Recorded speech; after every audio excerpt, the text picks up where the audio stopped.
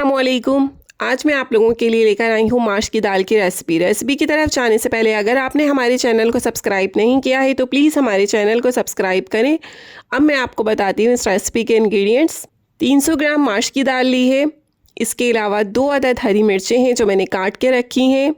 थोड़ी सी अदरक है, 1 अदद प्याज ली है, आधी कट्टी पुदीना है, पिसा हुआ गरम मसाला हाफ टेबल स्पून, नमक हस्बे ज़रूरत और 5 अदद साबुत मिर्चें ली हैं। इसमें से मैं प्याज भगार के लिए इस्तेमाल करूंगी और माश की दाल में हम सिर्फ साबुत मिर्चें डालेंगे। तो अब सबसे पहले पतीली में मैं माश की दाल डालूंगी।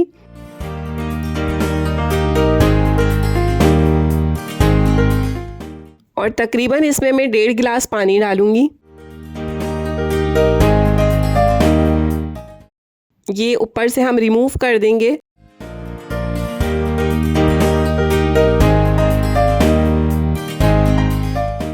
इसको 1 से 2 मिनट पकाने के बाद में इसका आधा पानी मैंने कम कर दिया है। अब मैं इसमें साबुत मिर्चें मैंने इस तरीके से काट ली हैं और ये मैंने इसमें डाल दी हैं। अब मैं इसे 10 से 15 मिनट के लिए दम पर रखूँगी हल्की आंच पे।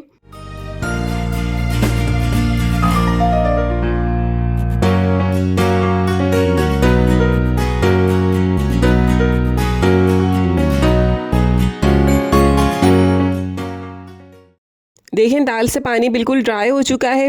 अब इसमें नमक ऐड करूंगी मैं, साथ में पिसा हुआ गरम मसाला,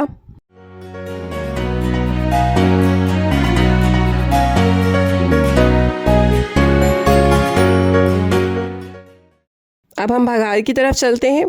4 टेबल स्पून ऑयल लिया है मैंने, इसमें मैंने प्याज डाल दी है। प्याज फ्राई करेंगे, प्याज को कलर देना है ब्राउन कलर। और अगर आपने हमारे व्हाट्सएप के चैनल को फॉलो नहीं किया है अब तक तो हमारे व्हाट्सएप के चैनल को भी फॉलो करें।